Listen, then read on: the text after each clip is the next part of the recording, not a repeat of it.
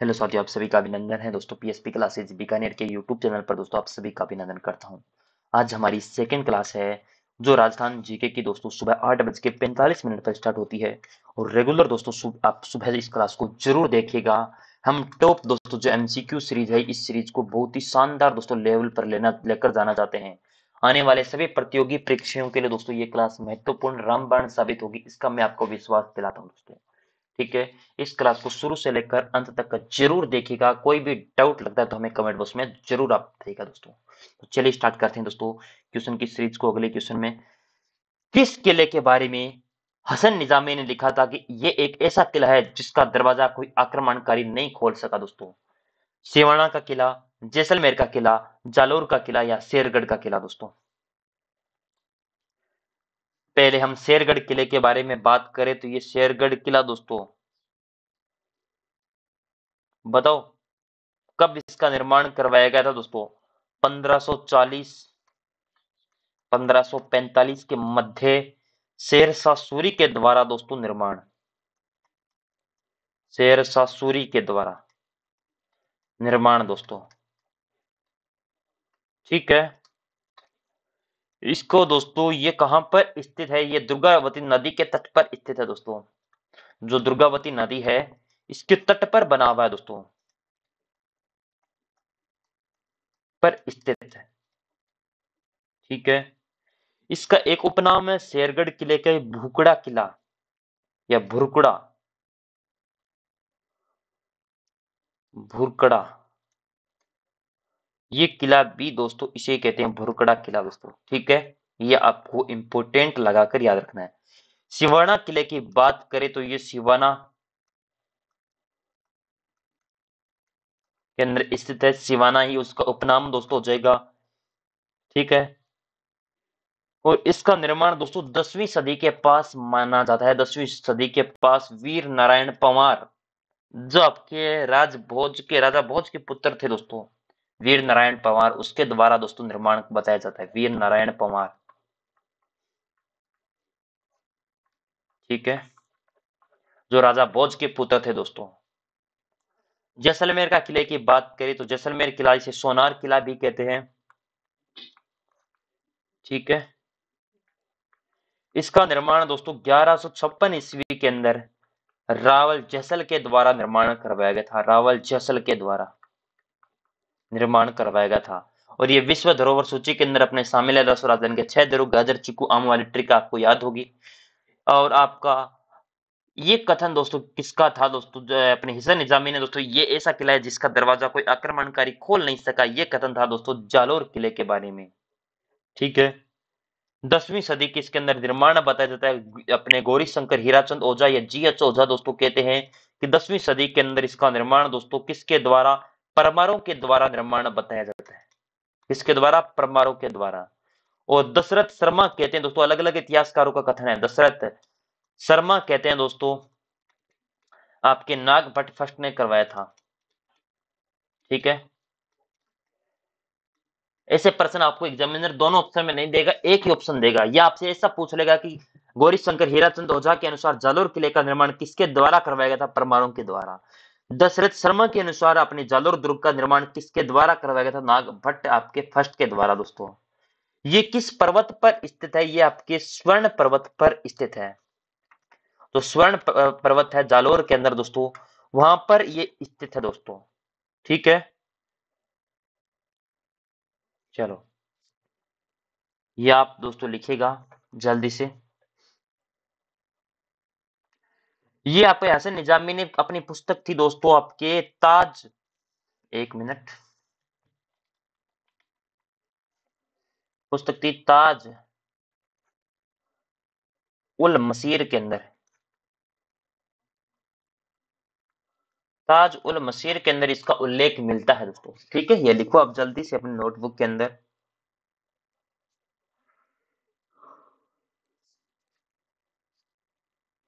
राजस्थान का दोस्तों अजय दुर्ग की संज्ञा दोस्तों हसन निजामी ने ही दी थी दोस्तों, जिसमें कोई भी आक्रमणकारी दोस्तों इसका दरवाजा खोल नहीं सका था। इतना मजबूत किला दोस्तों आपका सोनार, सॉरी जालोर किला था। वैसे मैंने दुर्गों की क्लास ली थी, उसके अंदर मैंने बता दिए सारी दोस्तों। अब ये प्रश्न है ना, उन्हीं क्लासों पर आधारित है।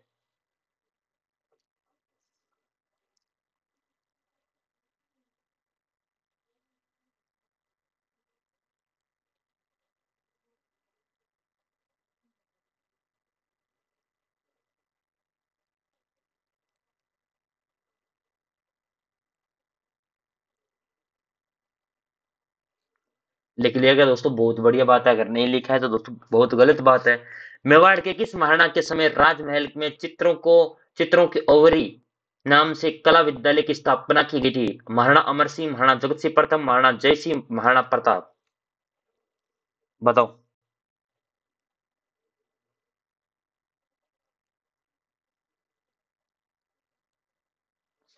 महाराणा प्रताप दोस्तों।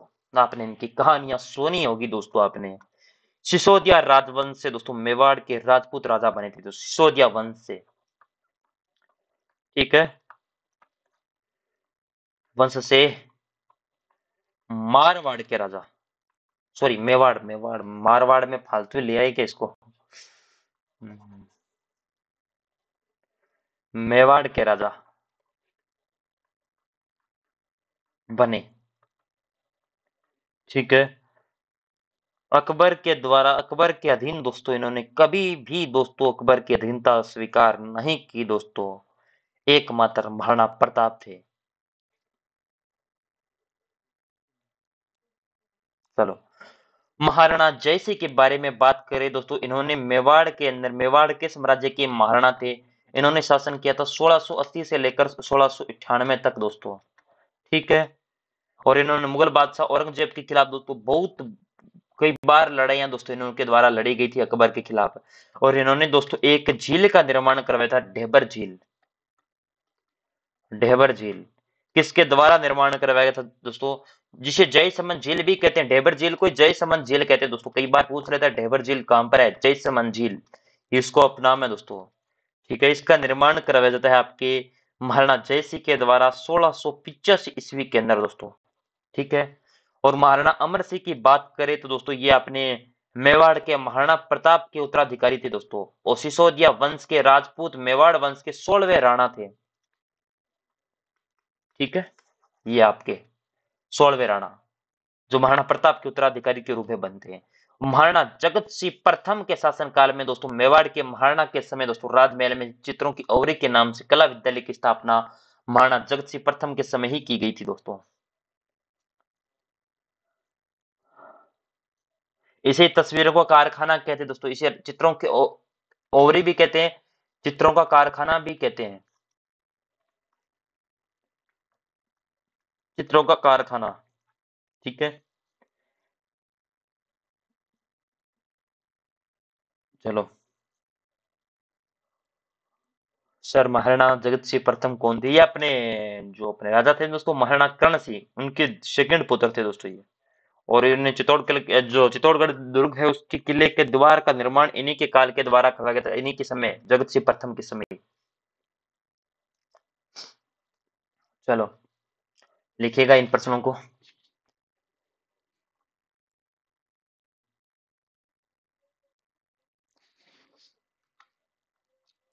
कौन सा शहर दशहरा मेला प्रसिद्ध है? बूंदी, कोटा, टोंक, जैसलमेर। यानी कौन से शहर का दशहरा मेला प्रसिद्ध है?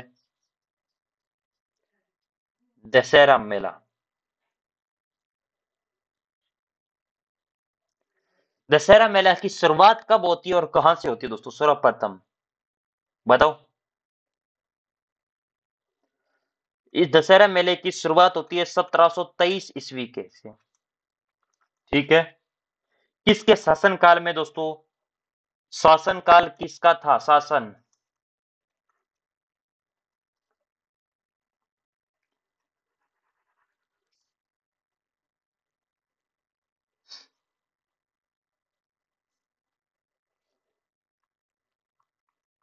शासन किसका था दोस्तों? जल्दी से बताइएगा।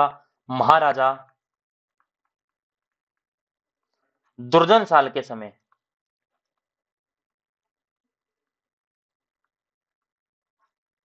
दुर्जन साल के समय।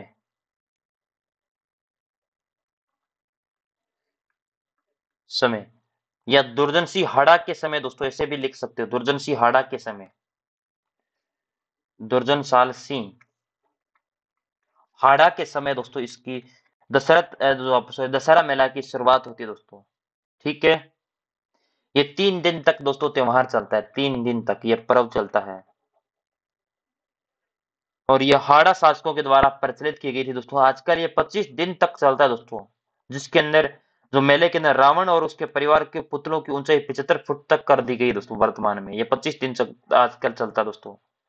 और ये कोटा शहर का सर्वाधिक दशहरा प्रसिद्ध है, कोटा शहर का।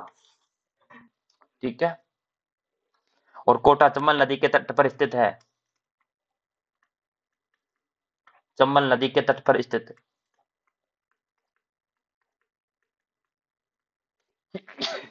सॉरी दोस्तों। और दशहरा कब मनाया जाता है? आश्विन शुक्ल दशमी को। वैसे त्योहार मैंने बता दिए, उसके अंदर मैंने सारी चीजें बता रखी है दोस्तों। अब तो आप बस ऐसे ही कर रहे हो कि सर हमें पता नहीं है, हमें पता नहीं है। जो चीजें करवा देते हैं ना, उसको साथ में रिवीजन किया करो हमेशा दोस्तों, ऐसे नहीं याद रहती।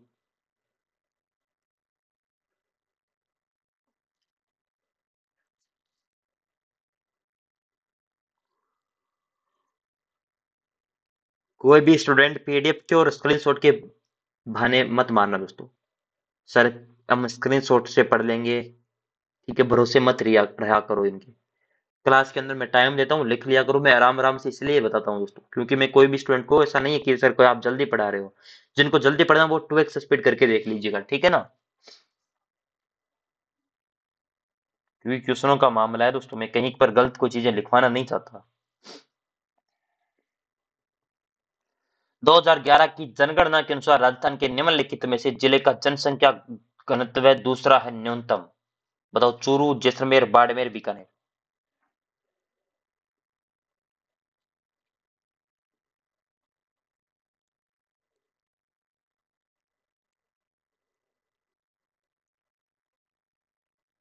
दूसरा पूछा, पहला किसका है, दूसरा किसका है, तीसरा किसका है, चौथा किसका है? याद है कि किसी को? राजस्थान का जन घनत्व है,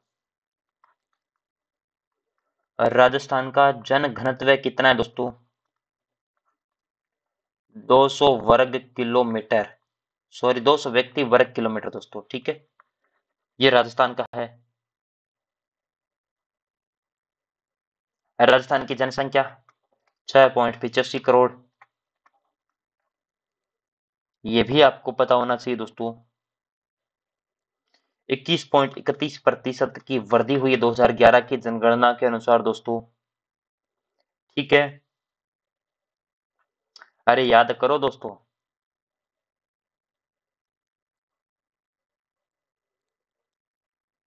चलो, अब दोस्तों बात करें राजस्थान में जन घनत्व वाले जिले कौन कौन से न्यूनतम। पहला है जैसलमेर, ठीक है, जैसलमेर। दूसरा है बीकानेर। याद है या ऐसे ही दोस्तों बहाने कर रहे हो? जैसलमेर, बीकानेर, चूरू और बाड़मेर। ठीक है, जन घनत्व की बात करें तो इनका कितना है दोस्तों? जैसलमेर का है 17, बीकानेर का है 78, ठीक है, चूरू का है एक। चूरू का थोड़ी तो, चूरू का तो ज्यादा है ना। बाड़मेर पहले आ जाएगा ना। एक मिनट, एक मिनट रुको, इसको थोड़ा एडजस्ट कर लेते हैं बेटा। ठीक है, हम ऐसे, चलो, हम तो एडजस्ट करने के लिए दोस्तों हम जाने जाते हैं, बस बस इसको इधर कर लेते हैं। ये लो, बाड़मेर। बाड़मेर का है दोस्तों 92, और चूरू का है 147। 92 और 147 दोस्तों। ठीक है, जैसलमेर, बाड़मेर, बीकानेर, बाड़मेर, चूरू, इनका। ठीक है, अब दोस्तों आपसे जन घनत्व पूछ लिया, तो इन जिलों का लिंगानुपात भी बता देता हूं दोस्तों। ऐसा प्रश्न नहीं बनता, लेकिन मैं बता देता हूं दोस्तों। बाड़मेर का लिंगानुपात कितना है? 902। यह लिंगानुपात बता रहा हूं दोस्तों। चूरू का कितना है 940, बीकानेर का 905 और जैसलमेर का 852। ठीक है, 852 लिंगानुपात है बेटा। ये कई बार कंफ्यूज मत हो जाना, कई बार स्टूडेंट कहते हैं सर हमें पता ही नहीं, ये जन घनत्व है। ठीक है, अब इन जिलों की साक्षरता भी बता देता हूं, साक्षरता कितनी है इन जिलों की। जैसलमेर की बात करें तो जैसलमेर की है 57.22% दोस्तों। बीकानेर की बात करें तो 65.13%। बाड़मेर की बात करें तो दोस्तों 56.53। और अंत में बता चूरू उसके 66.75%। ठीक है, ये भी आपको चीज याद होगी दोस्तों। चलो, अब इन सभी को लिख लो अपनी कॉपी के अंदर। लो, अब लिख लो, साक्षरता सब लिख लेना। कई बार एग्जामिनर हार्ड क्वेश्चन बनाते हैं, वही यहीं से बनाते हैं, बाड़मेर का साक्षरता दर कितनी है।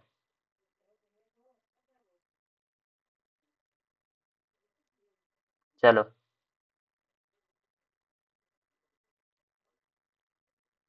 जल्दी से लिखिए इन प्रश्नों को।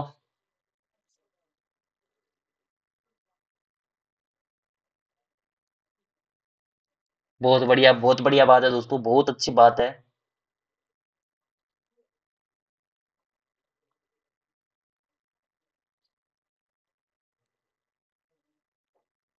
चलो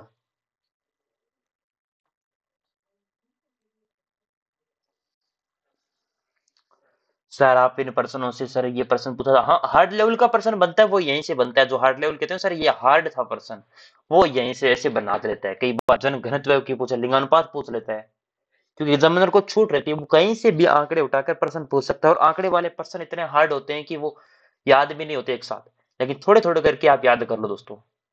अब पॉइंटों में मत याद करना, ये साक्षरता 57, 65, 56, 66 इस प्रकार याद कर लो अलग अलग। ठीक है,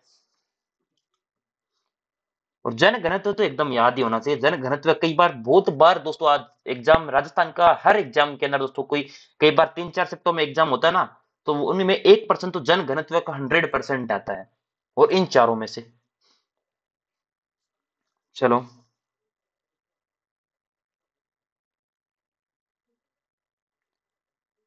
थोड़ी सी जानकारी दोस्तों, राजस्थान की जो राज्यों का जन घनत्व है उनके बारे में बताऊं क्या? हम्म, सर्वाधिक जन घनत्व वाला दोस्तों राज्य कौन सा सर्वाधिक है?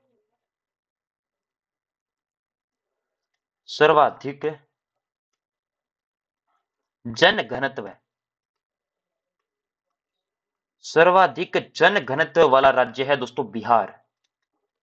कितना है? 1106 वर्ग किलोमीटर दोस्तों। ठीक है, याद रखना।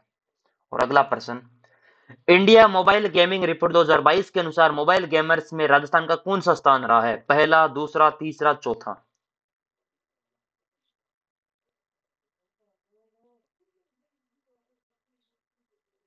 2022 के अंदर रिपोर्ट आई थी, इंडिया मोबाइल गेमिंग रिपोर्ट, उसके अंदर राजस्थान का थर्ड स्थान रहा है। सर पहले पर कौन है? तो पहले पर याद रखो कौन है, मान के ध्यान। यूपी पहले पर। ठीक है, इसके बाद महाराष्ट्र दूसरा, महाराष्ट्र तीसरा, राजस्थान चौथा, बिहार, और पांचवा बात करें तो बंगाल, पश्चिम बंगाल। ठीक है, चलो अगला प्रश्न, 67वीं राज्य स्तरीय सीनियर वॉलीबॉल चैंपियनशिप कहां आयोजित की गई थी? उदयपुर, जोधपुर, बीकानेर, जयपुर?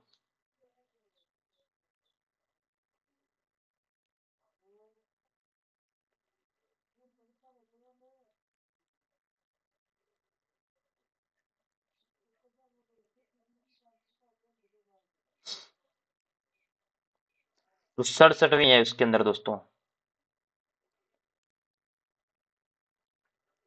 चलो, इसके अंदर दोस्तों महिला और पुरुष दोनों की ये प्रतियोगिता हुई थी। ये कहां पर हुई थी? आपकी बीकानेर के अंदर।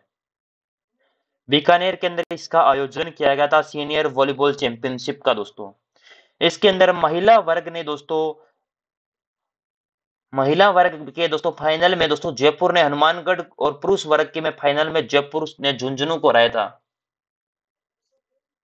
याद होना चाहिए, जयपुर ही जीता तो दोनों में।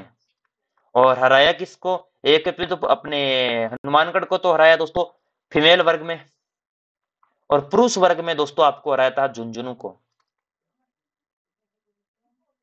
ठीक है, सॉरी, फीमेल वर्ग, हाँ, और मेल पुरुष में। ठीक है, ये आज का आयोजन वैसे किया गया था आपके कहां पर? बीकानेर के अंदर दोस्तों। चलो, संत चरणदास राजस्थान के किस जिले से संबंधित है? अलवर, जयपुर, भीलवाड़ा, बूंदी। बताओ। संत चरणदास,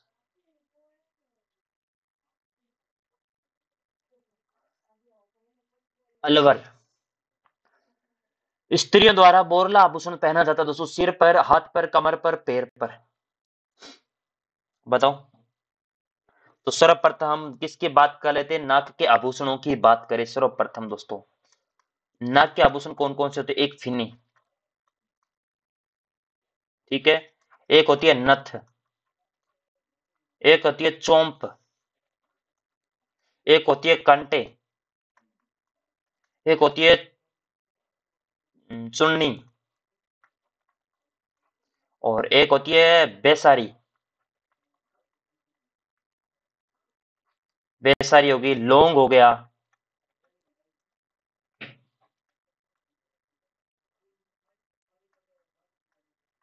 लटकन, भंवरिया, भंवरिया, ये सारे के सारे नाक के आभूषण हो जाएंगे। कान के आभूषणों की बात करें तो कान के आभूषण कौन कौन से होते हैं? झुमका, एक हो गया बाली, सुरलिया, और कौन से हो गए दोस्तों? चलो, दांत के आभूषणों की बात करें तो दांत के आभूषण हो गए दोस्तों आपके चूप और रखन। चलो, और स्त्रियों का बोरला आभूषण सिर का है दोस्तों। सिर के आभूषणों की बात करें तो सिर के आभूषण हो गए दोस्तों, एक तो रखड़ी,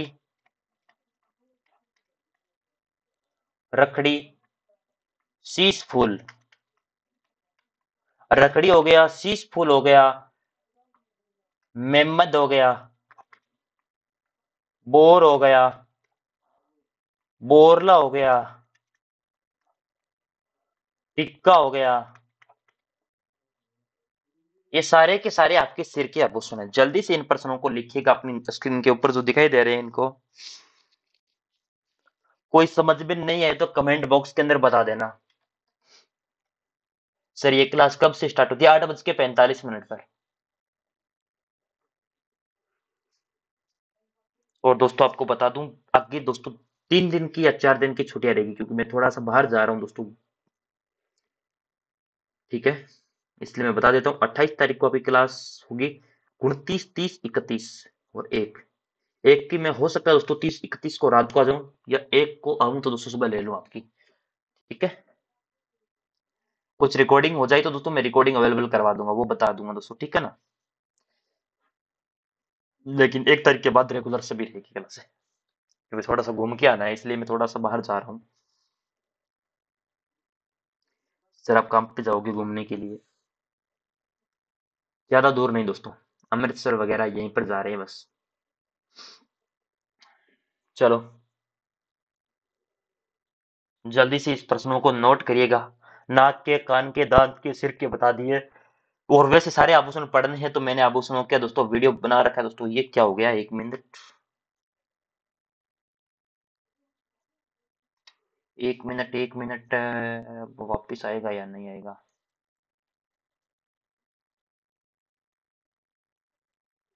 नहीं आ रहा दोस्तों, डिलीट हो गया। अच्छा वापिस, ये तो कहां से आगे आगे मैंने सोचा ये प्रश्न डिलीट हो गया पूरा पूरा। चलो अगला प्रश्न, कुवल्यमाला नामक ग्रंथ या कथा संग्रह कितनी देसी भाषाओं के नामों का उल्लेख मिलता है? 18, 15, 16, 17? बताओ। ये किसकी है दोस्तों रचना? कुवल्यमाला नामक ग्रंथ है दोस्तों, ये किसकी रचना है? सर्वप्रथम यही प्रश्न पूछता है तो उद्योतन सूरी की, उद्योतन सूरी की दोस्तों ये रचना है। ठीक है, चलो। और इसके अंदर कितनी भाषाओं के अंदर उल्लेख है? वो आपकी 18 भाषा है, उनके अंदर उल्लेख मिलता है, 18 भाषाओं के अंदर। ठीक है। गांधी सागर बांध की कितनी ऊंचाई है दोस्तों? बहुत बढ़िया प्रश्न है। गांधी सागर बांध है कहां पर? जल्दी से, तो पहले तो प्रश्न यही पूछा जाता है, बताओ। मध्य प्रदेश के अंदर है। ठीक है, जो मंदसौर जिले के पास स्थित दोस्तों। और गांधी सागर बांध है, ये किस नदी के ऊपर बना हुआ है? चंबल नदी के ऊपर बना हुआ है, चंबल नदी के ऊपर स्थित है, ऊपर स्थित है दोस्तों। ये भी आपको पता होना चाहिए दोस्तों, चंबल नदी के ऊपर दोस्तों ये बना हुआ है दोस्तों। इस पर दोस्तों पंडित जवाहरलाल नेहरू ने दोस्तों, पंडित जवाहर पंडित जवाहरलाल नेहरू ने दोस्तों यहाँ पर 7 मार्च 1954 के अंदर विद्युत गृह स्थापित किया था। विद्युत गृह यानी लाइट बनाने का कार्य या विद्युत बनाने का कार्य शुरू किया गया था, स्थापित किया था। लेकिन विद्युत उत्पादन दोस्तों आपसे निर्माण कार्य दोस्तों शुरुआत होती है 1957 से, लेकिन पूर्ण रूप से संचालन 1960 के अंदर शुरू होता है दोस्तों। ठीक है। और वर्तमान में दोस्तों 115 मेगावाट दोस्तों बिजली का उत्पादन इस क्षेत्र से होता है, टरबाइन घुमाकर दोस्तों यहां पर किया जाता है दोस्तों। ठीक है। ये राजस्थान राज्य के दोस्तों लगभग मध्य प्रदेश और राजस्थान क्षेत्र को दोस्तों ये क्या करता है? एमपी और राजस्थान को आसपास के क्षेत्र में जो विद्युत का संचालन है वो करता है दोस्तों, विद्युत संचालन करता है। चलो, चलो इतनी चीजें आपको याद हो गई तो बहुत बढ़िया बात है दोस्तों। और ये राजस्थान कितनी ऊंचाई पर स्थित है दोस्तों? ये आपके लगभग आपके 62 मीटर दोस्तों ऊंचाई पर स्थित है दोस्तों ये। चलो, चलो ठीक है। ये थी दोस्तों आज की क्लास। अब बताओ क्लास में अच्छा कंटेंट लगा या नहीं लगा दोस्तों, ये आप बताना। जितनी मेहनत हम कर रहे हैं उतनी मेहनत बस आप कर लो बस, और कुछ नहीं होगा सर। आप हम आपको किस प्रकार तैयारी करनी है दोस्तों मैं सर्वप्रथम बता देता हूं। आप एक नोटबुक लगा लो दोस्तों। ठीक है, नोटबुक लगा लो, उसके अंदर सारी चीजों को लिखते चलो, सारी जितनी चीजें दे रखी है ना उन चीजों को लिखते चलो, प्रति चीज को। मैं 10-12 प्रश्न 30 मिनट के अंदर करवाता हूँ, आगे इसकी बढ़ा देंगे प्रश्नों की संख्या। सारा एक्सप्लेन है वो लिखिए, याद हो जाएगा। कौन कहता है याद नहीं होगा? एक एक प्रश्न को मैं बार बार रिवाइज करवाता चलूंगा, चिंता मत करिए, पूरा का पूरा रिवीजन भी होगा, सब कुछ होगा। बस आपको नोट्स बनाने हैं। नोट्स है ना दोस्तों, जिस प्रकार मैं इसके अंदर लिखूं उस प्रकार बना लेना बस।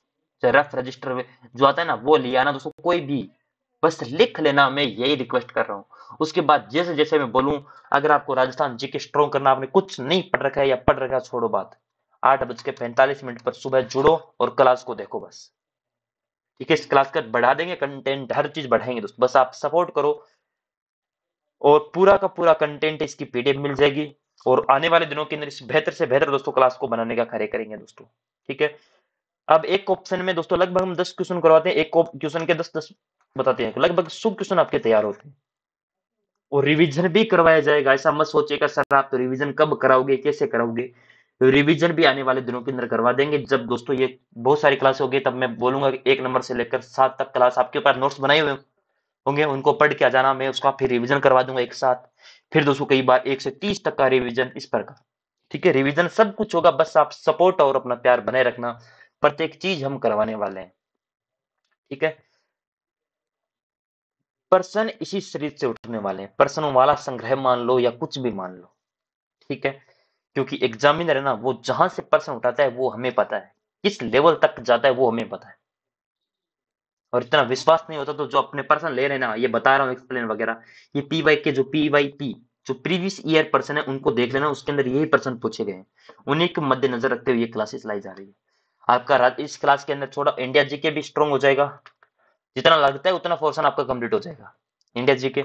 और राजस्थान जीके तो स्ट्रांग होना ही है, करंट है, इंडिया करंट भी और राजस्थान करंट भी, इंटरनेशनल करंट भी, सारा का सारी चीजों को स्ट्रांग, और साथ में इकोनॉमिक्स जो इको सर्वे है दोस्तों वो भी करवा देंगे। थोड़ा थोड़ा करके आपका पूरा का पूरा संग्रह बन जाएगा एक बड़ा सा, और उसके बाद आप पढ़ाई कर लेना बस, और कुछ भी नहीं करना। थैंक यू सो मच, बहुत बहुत आभार, धन्यवाद।